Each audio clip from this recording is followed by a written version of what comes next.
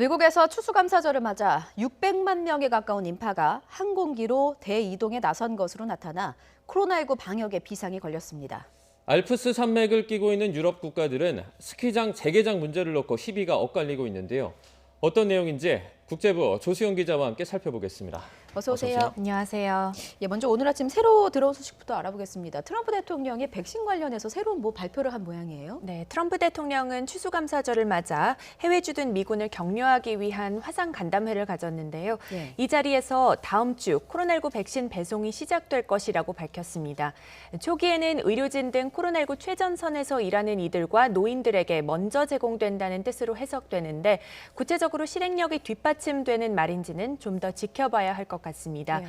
그동안 전해드린 대로 미국은 다음 달 10일 백신 심의를 하고 여기서 통과될 경우 그 다음 날부터 바로 보급한다는 계획이지 않습니까? 예. 그래서 당장 다음 주부터 백신 수송을 한다는 트럼프 대통령의 말은 일단 수송부터 먼저 해놓는다는 뜻으로도 해석을 할 수 있을 것 같은데 자세한 상황은 취재가 되는 대로 전해드리겠습니다. 네. 또 미국의 추수감사절이 이제 코로나19의 큰 고비가 될 것이다. 이런 우려도 많았는데요. 실제로 많은 인파가 이동을 하고 있다고요. 네, 그렇습니다.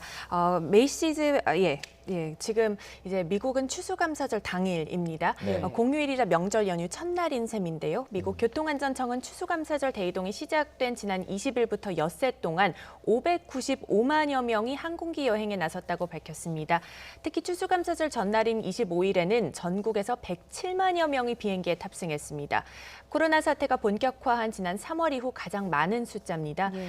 8개월 동안 이어진 사회적 거리 두기와 제한 조치들에 많이 지쳐 있는 상태에서 가족과 함께 시간을 보내기 위해 위험을 감수하고 연휴 계획을 강행한 이들이 많은 것으로 알려졌는데요. 예. 전문가들은 항공기 여행과 가족 모임 여파로 향후 1, 2주일 뒤 코로나 환자가 급증세를 보일 것으로 내다봤습니다. 예.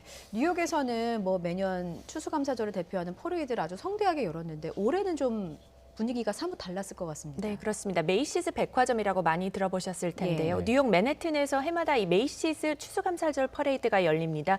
1924년에 시작된 추수감사절 전통입니다. 작년에는 350만 명의 인파가 몰려들기도 했는데 올해는 낯선 풍경이었습니다. 지금 화면으로 보시다시피 예. 축제 규모와 범위가 많이 눈에 띄게 줄었고요. 또 그리고 지금 화면은 일부 화면은 그리고 작년 화면도 지금 같이 보고 계시는데요. 예. 대형 캐릭터 풍선을 앞세운 퍼레이드 행렬 주변은 많이 썰렁했습니다. 주최 측이 코로나19 확산 억제를 위해 주변 길가에 관중 운집을 금지했기 때문입니다. 그러게요. 그 평년에 보던 네. 모습과는 좀 사뭇 다르게 인적이 좀 드문 그런 네, 상황이네요. 그렇습니다. 예. 많이 좀 썰렁한 그런 풍경이고요. 예. 4km에 이르는 맨해튼 도심을 누비던 퍼레이드가 올해는 이렇게 지금 이게 34번가입니다. 34번가의 한 개 블록을 행진하는데 그쳤습니다. 예. 그리고 다수의 장면들이 지금 보시는 장면도 그렇고 사흘에 걸친 사전 녹화로 진행이 됐다고 합니다. 퍼레이드 참여 인원도 종전 8,000명에서 올해 960명으로 대폭 줄었고 예. 모두 마스크 착용은 필수였습니다. 주최 측은 방역 수칙 준수를 위해 뉴욕시 당국과 긴밀히 협조했다며 모두가 집에서 안전하게 있을 수 있도록 이렇게 계획했다고 설명했습니다. 예. 이번엔 유럽으로 가보도록 하겠습니다. 이 네. 겨울이 다가오면서 코로나 사태 속에 스키장 개장 문제가 또 연일 화두로 떠오르고 있죠. 네, 그렇습니다. 그동안 유럽 내 코로나 확산의 진원지로 스키 리조트가 많이 거론이 돼 왔는데요. 네. 본격적인 겨울 스키 시즌을 앞두고 알프스 산맥 주변 국가들의 고심이 더 깊어지고 있습니다. 예. 우선 프랑스 정부는 크리스마스 연휴 기간 스키장 리조트 개장을 허용했지만 리프트는 사용할 수 없다는 방침을 정했습니다. 스키 리조트 내에 있는 상점이나 숙소는 영업이 가능하지만 결국 리프트를 탈 수가 없으니까 사실상 스키 슬로프는 이용할 수 없다는 뜻이고요. 네. 근데 이제 알프스 산맥의 최고봉 몽블랑을 끼고 있는 무제브 마을도 그래서 이 문제로 좀 여러 가지 말들이 나오고 있다고 합니다. 현지 시장의 얘기를 들어보시겠습니다. Hier au soir, j'ai le sentiment qu'on nous a fermé la porte et qu'on nous a claqué la porte au nez. Et malheureusement, effectivement, c'est un véritable drame pour l'économie du village et des stations de sport d'hiver, et puis même à plus longue échéance sur l'économie de la France entière. 네, 프랑스의 국내 총생산의 10% 가까이가 관광 산업에서 나오는데요. 특히 겨울철 스포츠를 매년 창출하는 수익이 우리 돈 14조 원이 넘고 또 고용 인원이 12만 명에 이르는 것으로 파악됩니다. 크리스마스와 새해를 끼고 있는 주간에는 연간 수익의 4분의 1이 나오는 매우 중요한 대목입니다. 그런 만큼 코로나 사태 속에 리조트를 전면 폐쇄하기도 또 그렇다고 완전히 자유롭게 운영할 수도 없는 딜레마에 빠진 거죠. 장 카스테크 프랑스 총리는 스키 리조트 개장일을 유럽연합 EU 측과 협의하고 있다고 밝혔는데요. 정부가 이동 제한 조치 해제 시점을 12월 15일로 잡았기 때문에 개장일은 빨라야 12월 중순이 될 전망입니다. 그러면 알프스 산맥을 끼고 있는 다른 국가들은 이 폐쇄 여부에 대해서 어떤 입장을 갖고 있는 겁니까? 네, 우선 독일의 메르켈 총리는 상당히 강경한 입장을 보이고 있습니다. 메르켈 총리는 연방 하원 연설에서 유럽의 모든 스키 리조트를 폐쇄할지를 놓고 투표하도록 노력할 것이라고 밝혔는데요. 코로나 확산을 막기 위해 EU 지역에 속한 모든 스키장 폐쇄를 제안한 겁니다. 이탈리아의 주세페 콘테 총리도 크리스마스 연휴 기간 EU 영내 스키장 인파가 몰리는 것에 대해서 대책이 필요하다는 취지의 언급을 했습니다. 특히 독일 국경 인근 오스트리아 티롤주의 이쉬급 리조트가 주요 감염원으로 지목이 돼 왔습니다.